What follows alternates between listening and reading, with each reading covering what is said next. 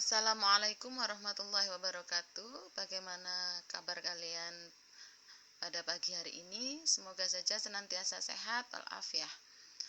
Anak-anakku, pada pagi hari ini kita akan membahas tentang pecahan bentuk aljabar. Kemarin kalian sudah belajar tentang operasi bentuk aljabar, penjumlahan, pengurangan, dan perkalian serta pembagian bentuk aljabar sederhana. Hari ini kita akan belajar tentang pecahan. Bagaimana sih cara menyelesaikan pecahan dalam bentuk aljabar itu? Nah, di situ di layar sudah Ibu perlihatkan tentang beberapa contoh soal terkait dengan pecahan bentuk aljabar. Buka dulu LKS kalian halaman 41 dan 42. Nah, kita lihat di halaman 41 itu ada contoh tentang KPK dan FPB. Nah, bagaimana cara menyelesaikannya? Perhatikan contoh itu. KPK itu adalah kepanjangannya adalah kelipatan persekutuan terkecil. Kemudian FPB itu kepanjangannya adalah faktor persekutuan terbesar. Nah, tentukan KPK dan FPB dari 12 PQ dan 8 PQ pangkat 2. Maka cara penyelesaiannya di situ terlihat 12 PQ dan 8 PQ pangkat 2 kita cari faktorisasinya. Bagaimana cara mencari faktorisasinya?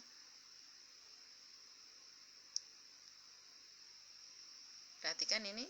Nah, di sini kelihatan bahwa 12 PQ sama dengan kita cari faktorisasinya akan menghasilkan faktorisasinya 2 pangkat 2 kali 3 kali P kali Q. Nah, dari situ bagaimana Bu mencarinya? Kita menggunakan pohon faktor. Kita bagi 12 itu dibagi 2 menghasilkan 6. Kita bagi lagi 2 menghasilkan 3. Sehingga kalau difaktorisasi ketemu 12 pangkat 2 kali 3. PQ-nya bagaimana? PQ-nya tinggal dikalikan aja. 2 pangkat 2 kali 3 kali P kali Q. Kemudian yang kedua, 8 PQ pangkat 2. Nah, di sini di bawahnya. Nah, 8 difaktorisasi ketemu 2 pangkat 3. Bagaimana PQ pangkat 2-nya? Kita tulis kembali faktorisasinya 2 pangkat 3 kali P kali Q pangkat 2. Jadi, KPK dari 12 PQ dan 8 PQ, kita perhatikan faktorisasinya. Dari 12 PQ dan 8 PQ pangkat 2 itu, kita cari KPK, ingat, adalah ambil bilangan yang sama. Kalau ada yang sama, ambil pangkat yang terbesar. Sehingga di situ ada yang sama 2 pangkat 2 dan 2 pangkat 3. Berarti yang kita ambil 2 pangkat 3 di sini, 2 pangkat 3. Kemudian kali 3 angka yang tidak sama dikali dengan huruf-hurufnya. Nah, kalau ada huruf yang sama, maka caranya sama juga. Kita ambil salah satunya yang pangkatnya sama, P dengan P sama pangkatnya, kita ambil salah satu P. Kemudian Q dengan Q pangkat 2 kita ambil Q pangkat 2. Sehingga ketemu KPK-nya 2 pangkat 3 kali 3 kali P kali Q pangkat 2. Nah, 2 pangkat 3 itu berapa? 2 kali 2 kali 2, 3 kali. Bukan 2 kali 3 ya. Jadi 2 kali 2 kali 2. Berarti ada 8 kali 3. Ada 24. Sehingga hasil KPK-nya adalah 24 PQ pangkat 2. Kemudian yang kedua, FPB.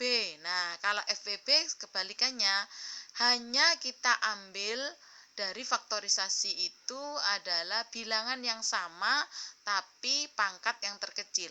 Hurufnya juga begitu, kita ambil huruf yang sama pangkat yang terkecil.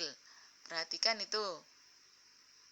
Nah, di sini yang kita ambil 2 pangkat 2 karena 3 nggak ada temannya. Kita ambil 2 pangkatnya yang paling kecil yaitu 2 pangkat 2. Kemudian P juga P dengan P sama, maka kita ambil salah satunya. Kemudian Q dan Q pangkat 2, kita ambil yang pangkat terendah, yaitu Q saja. Maka FPB dari 12 PQ dan 8 PQ pangkat 2 adalah 2 pangkat 2 kali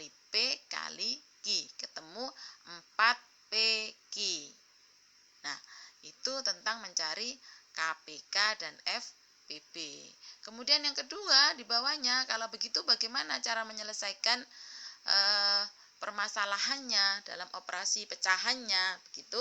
Kita lihat contohnya di bawahnya, yaitu misalkan dijumlah. Yang bermasalah di sini adalah ketika dijumlah atau dikurangkan. Bentuk aljabar itu kalau pecahan konsepnya sama, yaitu menyamakan penyebut. Contohnya itu ada soal Y per 2 ditambah X per 3. Nah, bagaimana cara menyelesaikannya? Di situ ada penyelesaiannya. Perhatikan, kita lihat penyebutnya dulu. Nah, penyebutnya di sini adalah 2 dan 3.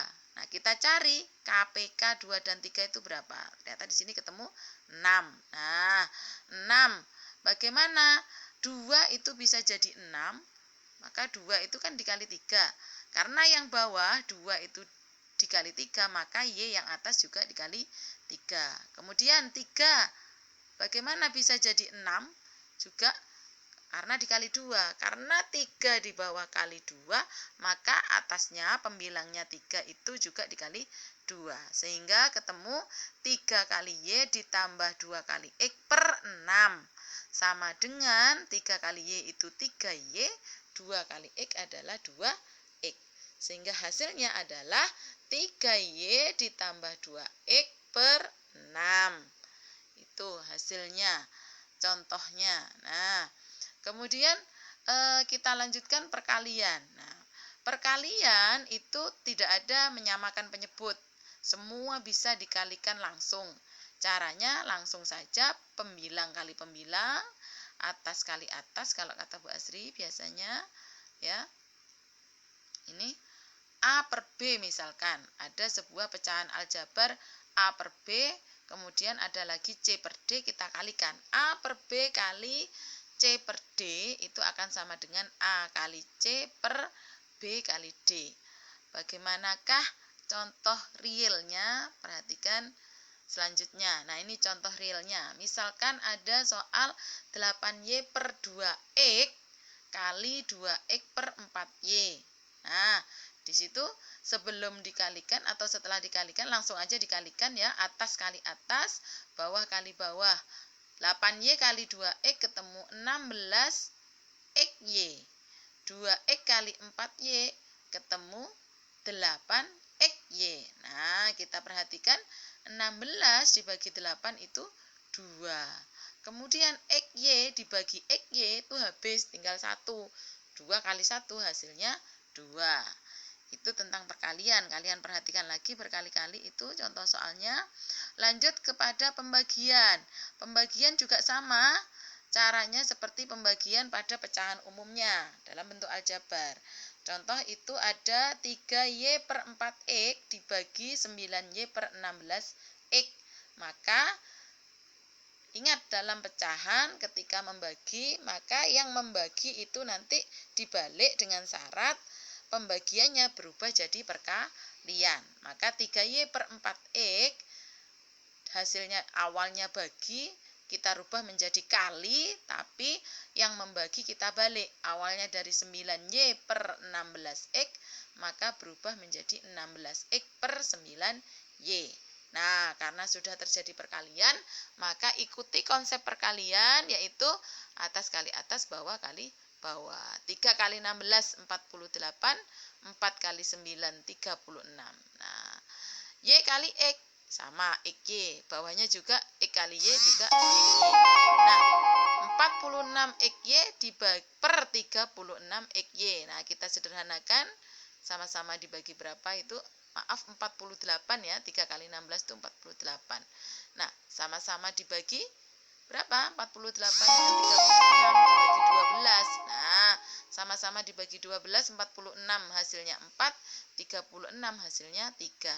XY-nya sama ternyata, maka habis XY dibagi XY.